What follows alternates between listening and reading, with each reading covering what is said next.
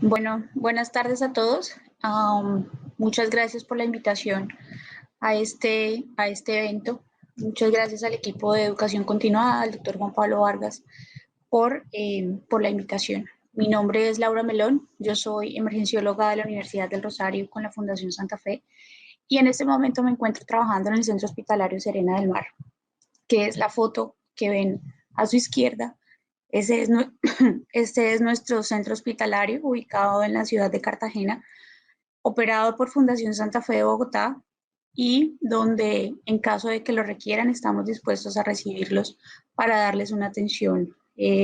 integral. Somos, como les digo, operados por Fundación Santa Fe de Bogotá, lo que implica que tenemos lineamientos, estándares y todo alineado pues a lo que reza la fundación. Para dar entonces inicio a esta charla, les muestro el contenido de lo que vamos a hablar el día de hoy. Inicialmente vamos a empezar con la definición de qué es una voluntad anticipada, algo de historia para saber de dónde nació este término y qué se necesitó para que esto se hiciera, algo del marco legal en Colombia, como en una línea del tiempo, que es lo que hemos avanzado aquí en nuestro país, cuál es el objetivo o qué es lo que busca un documento de voluntad anticipada, qué contiene y cómo se formaliza, y al final algunas consideraciones para, digamos, a modo de conclusión. Este es el día que habilitaron el servicio de urgencias del Centro Hospitalario Serena del Mar con el equipo de directivos y la entrada principal de nuestro nuevo servicio. Entonces, para definir o para saber qué es una voluntad anticipada, quiero citar la resolución 2665 de 2018, que es la que nos rige actualmente para la definición pues, de qué es de qué es una voluntad anticipada. Entonces, abro comillas, es una persona sana o enferma que en uso de sus facultades legales y en plena uso de sus facultades mentales, realiza una planificación anticipada de los cuidados que desea recibir al final de la vida,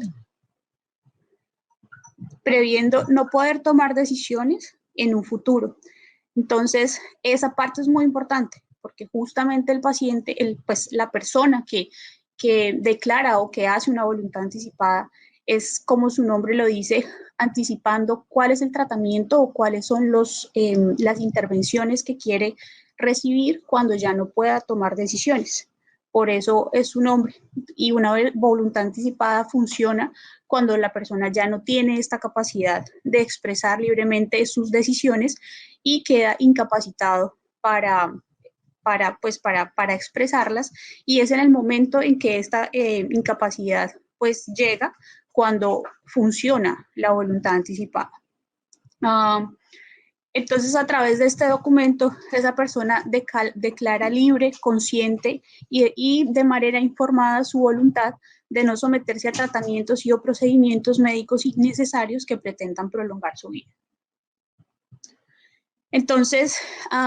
¿cómo empezó todo? Como muchas cosas en la vida, que algo tiene que suceder para tomar nuevas medidas o para hacer nuevas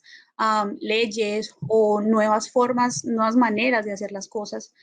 Esto empezó en los Estados Unidos hace casi 30, pues más de 30 años. Fue una paciente muy renombrada y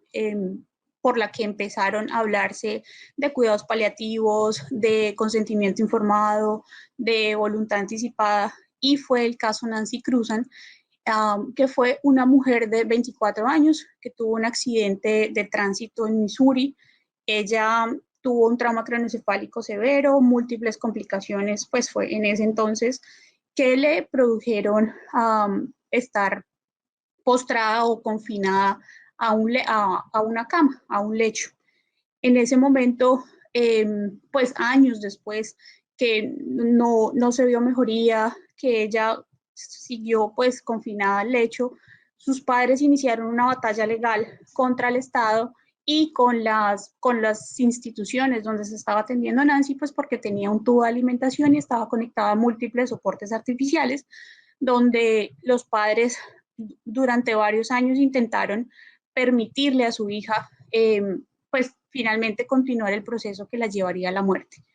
Esto, en el momento en el que los médicos estaban atendiéndola, pidieron una orden judicial para poderla desconectar, pese a la voluntad de la familia. Y es este caso con el que se arranca todo lo de cuidados paliativos, lo de consentimiento informado, y que a los pacientes no se les debe hacer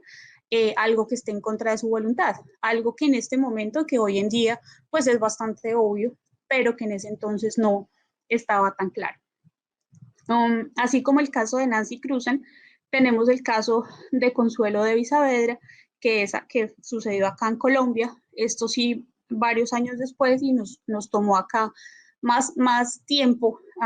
llegar a estas mismas, o a la resolución pues que tenemos, que nos rige actualmente, que es la de 2018. Ella es Consuelo de Saavedra, esposa en ese entonces del ese entonces presidente de la Corte Suprema de Justicia, perdón, quien igual, muy similar al caso de Nancy, tuvo un accidente de tránsito que igual la dejó confinada al lecho. Su esposo durante muchos años también como que eso quedó en silencio hasta que ya fueron 14 años en coma, hasta que finalmente lo mismo, una batalla legal para permitir desconectar a su esposa y permitir el proceso que finalmente llevaría a la muerte. Esto más adelante, años después, llegó se sancionó una ley que lleva su nombre en homenaje póstumo, que veremos más adelante. Entonces, para hacer como una línea del tiempo, un recuento de lo que ha pasado en Colombia, todo arrancó con la Ley 23 de 1981, donde se empezó a hablar de consentimiento informado y hablaba de la muerte cerebral. En esa ley es donde dice que cuando el diagnóstico de muerte cerebral está hecho, los médicos no estamos obligados a mantener artificialmente los órganos ni otros aparatos artificiales, pues para mantener, digamos, que ese paciente. Luego, después, la resolución 4343 de 2012, donde ya se habla que un paciente puede aceptar o rechazar tratamientos, y se empieza a hablar del derecho a morir con dignidad. Posteriormente aparece la ley que lleva su nombre, Consuelo de Saavedra, que es la 1733 de 2014, donde es algo determinante para empezar a hablar de voluntad anticipada y principalmente de cuidados paliativos, porque su esposo empezó todo este proceso pidiendo que en ese momento pues no se conocía mucho, pues no se tenía muy claro esto de cuidados paliativos, del confort, de paliar estos síntomas al final de la vida. Entonces fue determinante todo el caso de ella y la sanción de esta ley del 2014. Fue ya después, hasta el 2016, donde la ley 1051 ya reglamenta los requisitos o qué es lo que se requiere para prescribir o para suscribir una voluntad anticipada. El problema con esta ley es que requería que la persona suscribiera esto ante un notario, cosa que pues ponía barreras y limitaba y hacía más difícil todo este proceso para los usuarios, para las personas. Entonces, hasta 2018 es donde sale la resolución 2665, donde ya deroga en parte la ley anterior, donde pedía un notario, y aquí nos dan dos opciones adicionales para hacer todo más fácil en aras de que más personas suscriban y hagan este documento, que es muy importante al final de la vida, donde escriban sus decisiones, sus voluntades, la forma en la que quieren ser atendidos, lo que quieren y no quieren al final de su vida, que al final, cuando ellos ya no pueden tomar decisiones, va a ser muy importante tanto para el equipo asistencial que los va a atender, como para quitar como ese peso y esa carga de dolor y de la toma de decisiones en estos momentos difíciles a la familia. Entonces es muy importante que cuando una persona decida construir este documento y suscribirlo, lo antes y después lo socialice con su familia para que todas sus decisiones y su voluntad principalmente quede clara, que es lo que busca y protege esta resolución. Su objetivo principal es proteger la autonomía del paciente. Entonces, al proteger y al respetar, que es lo que está amparado por la ley y la razón principal de este documento, es proteger la autonomía, proteger y respetar la autonomía del paciente. Entonces, eso ya, con eso se nos quitan muchas dudas de, y si no están de acuerdo, y si mis allegados en ese momento dicen, si eso ya está escrito, solo nos queda acatar y respetar la voluntad del paciente que suscribió ese documento de voluntad anticipada. Las otras cosas adicionales es que pues busca también que todo quede claro, que al tener todo escrito, cuando el paciente ya no puede tomar decisiones, eso ya había quedado claro en ese entonces para todo el equipo tomar decisiones va a ser mucho más fácil. El paciente escribe cuáles son sus preferencias de atención médica, qué quiere recibir, hasta dónde está dispuesto a llegar, si cuando llegue ese momento en el que no puede tomar decisiones y que dependiendo de las consideraciones pues, médicas, hasta dónde quiere que vayamos, qué no quiere que hagamos, qué quiere recibir, dónde quiere morir, a quienes quiere que informemos todas estas decisiones, eso también está ahí plasmado. Adicional, definir un estado clínico intolerable y no digno. ¿A qué se refiere con eso? El paciente escribe en ese documento que hasta dónde él quiere ir, si dependiendo de su estado clínico, si acepta maniobras de reanimación, traslado, incluso pueden escribir si aceptan o no traslados a la UCI, dependiendo de su estado, si quieren maniobras invasivas, respiración artificial, intubación orotraqueal y otros procedimientos invasivos como la terapia de reemplazo renal. Esto, repito, para no dejar sus decisiones de su vida, de hasta dónde quiere ir, en manos de otras personas, para evitar como esa carga emocional cuando llega el momento de tener que decidir esto. Entonces, toda voluntad anticipada, ¿qué debería contener? Una intención de voluntad, que es lo que se respeta y lo que busca y lo que está amparado por la ley, respetar la voluntad del paciente y los límites de tratamiento, lo que acabamos de hablar, que quiere, que no quiere, cuándo quiere que lo intuben, cuándo no quiere que lo intuben, cuándo no acepta el traslado a la UCI, cuándo no acepta procedimientos invasivos, dependiendo de su voluntad y de su historia de valores. ¿A qué se refiere? Dependiendo de su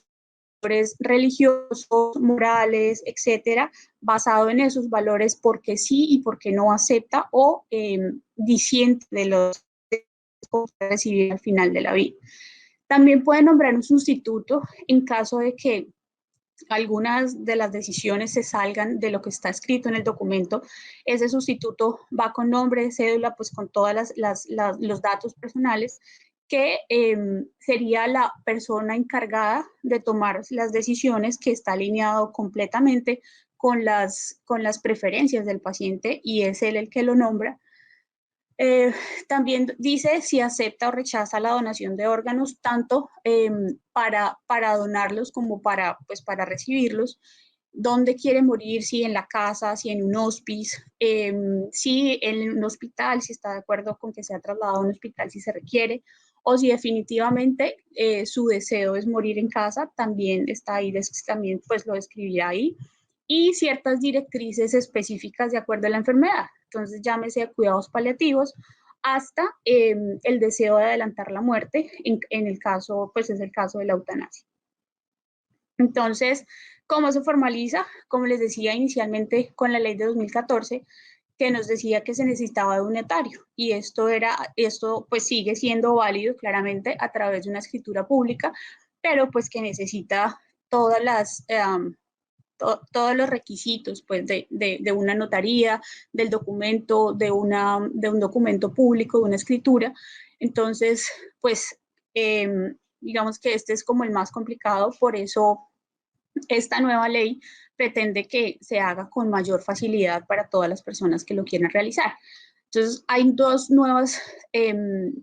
formas de suscribir una voluntad anticipada y es directamente con el médico tratante. Ese paciente puede ir solito donde su médico tratante, hacer el documento, donde los dos, por supuesto, escriben claramente los datos de cada uno y el médico con su firma, registro médico, fecha, etcétera, en un documento donde se plasman los requisitos o las cosas que debe tener el documento, se firma y se anexa a la historia clínica. Adicionalmente, es muy importante que el paciente lo formalice o lo charle con sus familiares y allegados para que pues todos conozcan este documento que existe y en caso tal de necesitarlos puedan llevar el original o una copia para presentar al equipo asistencial cuando llegue el momento pues de usar esa voluntad anticipada. Adicionalmente puede hacerlo con dos testigos, puede ser por escrito o si lo quiere hacer a través de un video para no poner, digamos, barreras a las personas que no saben escribir. Entonces, lo puede hacer con dos personas que él elija, tiene pues sus consideraciones estos testigos, dos personas que van también a identificarse, a poner su firma y sus datos personales, donde diga pues que no están coaccionados y que tienen pues libertad total para que este paciente suscriba este documento. Si lo quiere hacer a través de un video, los testigos deben mostrar su rostro, identificarse para que pues, el video sea válido. Entonces, y adicionalmente, pues quienes no pueden ser testigos, menores de edad, pacientes que están imputados, personas que están imputadas o que no hablan el idioma, a menos que se consiga un intérprete, extranjeros no residiados en el país y personas con alguna obligación, llámese patrimonial, o pues mi subalterno no podría ser mi testigo, o una persona a la que me deba dinero tampoco podría ser. Cualquiera de esas relaciones que implique obligación con la persona que suscribe el documento estaría inhabilitado para ser testigo en caso de formalizar una voluntad anticipada. Entonces, este es uno de los como formatos que hay, que pueden conseguir en Internet, en la Fundación Pro Derecho a Morir Dignamente, donde están los datos, está prescrito pues algunas cosas y pues el paciente decide si cumple con todas los requerimientos que éste quiere o lo hace pues él manualmente inscribiendo todos sus requerimientos y toda su voluntad. Y al final, pues como una de las tres, formas de formalizarla, la firma con los documentos de los testigos. Y ya para terminar, entonces, pues esto nos aclara muchas cosas con respecto al título de la charla y que una vez el documento está formalizado, solo queda recibir y acatar lo que está allí designado. Muchas gracias.